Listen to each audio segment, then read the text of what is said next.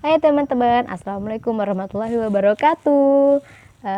Di sini saya Fidatul Istiqomah akan menjelaskan beberapa materi yang ada dalam mata kuliah Sistem Informasi Manajemen Dakwah. Saya akan menjelaskan mengenai database dan sistem manajemen database bagi organisasi dakwah. Yang pertama, pengertian database bagi organisasi dakwah. Basis data adalah kumpulan informasi yang disimpan dalam komputer secara sistematik sehingga dapat diperiksa menggunakan suatu program komputer untuk memperoleh informasi dari basis data tersebut. Perangkat lunak yang digunakan untuk mengelola dan memanggil kurir basis data disebut dengan sistem manajemen basis data atau database management system. Adapun pengertian database dikaitkan dengan organisasi dakwah, yaitu sekumpulan informasi mengenai tantangan-tantangan dakwah ataupun masalah-masalah umat yang mana harus ada tindakan atau penanganan dari organisasi dakwah melalui ceramah-ceramah para dai sebagai solusi problem untuk umat tersebut yang disimpan di dalam komputer secara sistematik sehingga dapat diperiksa menggunakan suatu program komputer untuk memperoleh informasi dari basis data tersebut. Selanjutnya ada karakteristik database bagi organisasi dakwah. Di antaranya, data yang sama dapat diakses secara serempak oleh beberapa pengguna dari berbagai kegunaan yang berbeda. Data tidak bergantung kepada struktur penyimpanan atau cara membaca data dari program aplikasi, atau data bersifat transparan terhadap program aplikasi. Data memiliki integritas, yaitu akurasi dan validasi yang terkendali. Pada pemakai dapat mendefinisikan database dengan menggunakan suatu bahasa definisi data atau definition language yang mengizinkan para pemakai untuk menetapkan struktur dan jenis data. Para pemakai dapat memasukkan atau menyisipkan, membarui, menghapus, dan dapat kembali data dari database dengan menggunakan suatu bahasa manipulasi data dan menyediakan akses yang dikendalikan oleh database. Selanjutnya ada langkah-langkah menyusun database bagi organisasi dakwah. Yang pertama yaitu studi kelayakan. Dalam merancang database, studi kelayakan adalah langkah pertama yang harus dilakukan untuk mendapatkan informasi yang tepat sehingga dapat diterapkan di sebuah basis data. Yang kedua ada rencana pendahuluan. Pada tahap ini akan dibuat diagram alir data yang berbentuk mendokumentasikan proses berjalannya sistem yang sedang dibangun, termasuk entitas sumber-sumber masukan dan hasilnya atau keluarannya. Yang ketiga ada menganalisa sistem. Pada langkah ini dilakukan analisa data yang dibutuhkan. Penganalisisan ini dapat dilakukan secara langsung, yaitu dengan mendatangi langsung tempat atau objek yang dijadikan sistem implementasi. Yang keempat ada merancang sistem. Perancangan sistem yang dimaksud adalah memisahkan data mentah menjadi kelompok data yang disebut tabel dengan mengimplementasikannya ke dalam sistem distribusi dalam bentuk database akan mempermudah melakukan tindakan lebih lanjut dalam implementasi. Materi yang selanjutnya adalah pengelolaan etika, moral, politik, dan juga hukum dalam sistem informasi.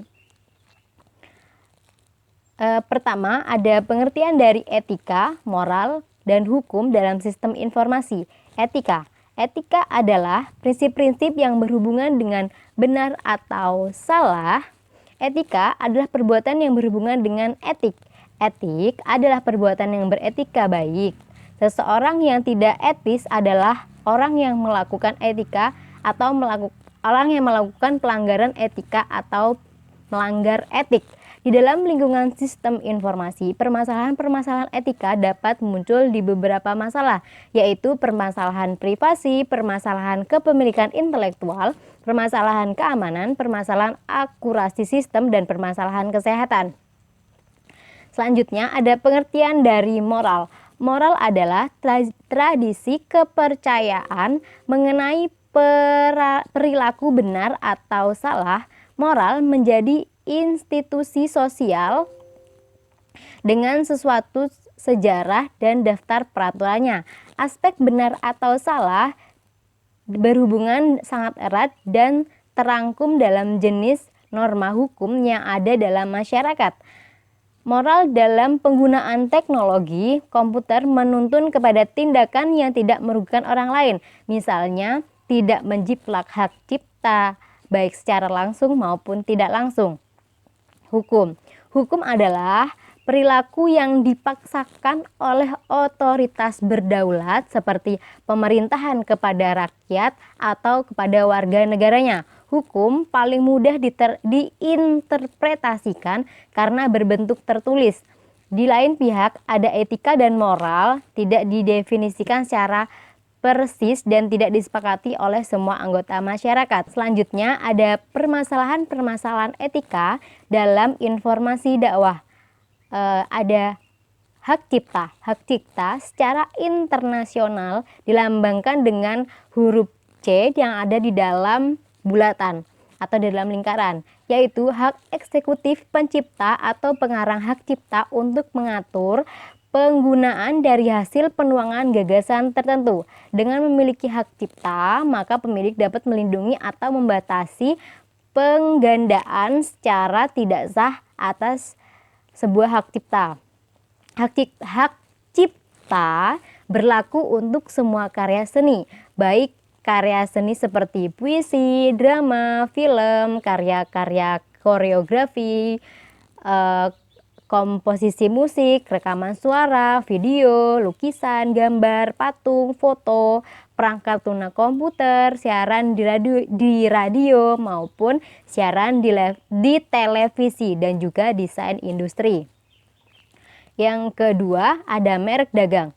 Istilah merek dagang muncul berdasarkan pada pasal 1 ayat 1 Undang-Undang Nomor 15 Tahun 2001 tentang merek. Merek adalah tanda yang berupa gambar, nama, kata, huruf-huruf, angka-angka, susunan warna, atau kombinasi dari unsur-unsur tersebut yang mempunyai ciri khas yang digunakan dalam kegiatan berdagang ataupun jasa.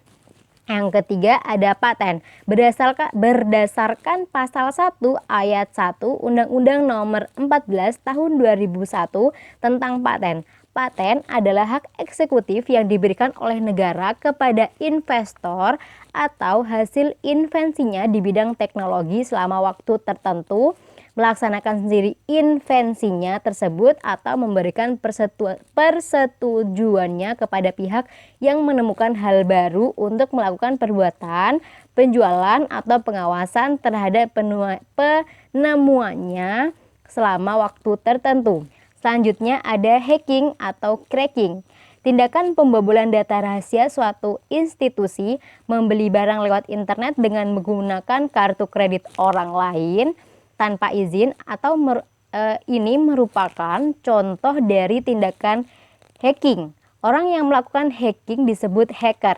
Begitu pula dengan membuka kode program tertentu atau membuat proses agar beberapa tahap yang harus dilakukan menjadi terlewatkan.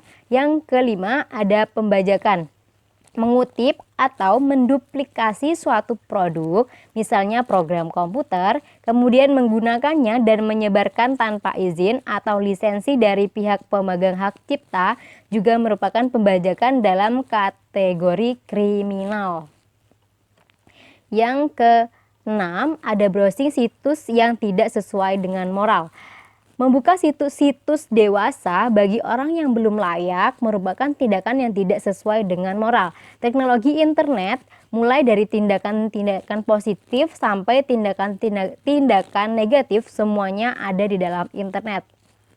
Hanya kita sendiri yang dapat mengelola atau yang dapat membatasi kemana kita akan menggunakan internet tersebut. Selanjutnya adalah mengelola permasalahan etika. Martin 1999 dalam bukunya menjelaskan bahwa standar etika setiap orang berbeda-beda tergantung dengan latar belakangnya yang berbeda.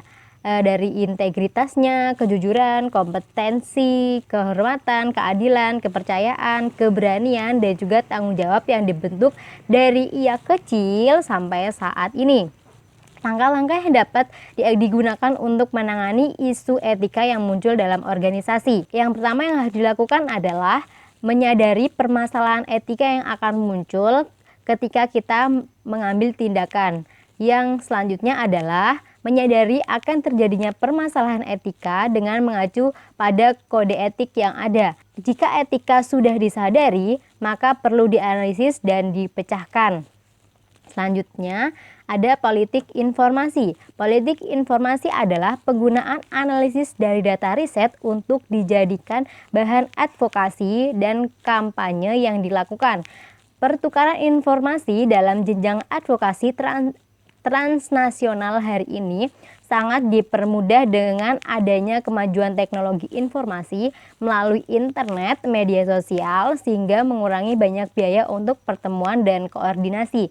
Dengan demikian, politik informasi adalah kemampuan untuk menghasilkan informasi dengan cepat dan kredibel yang berguna secara politik serta digunakan untuk mengarahkan upaya advokasi sehingga mempunyai dampak advokasi yang besar.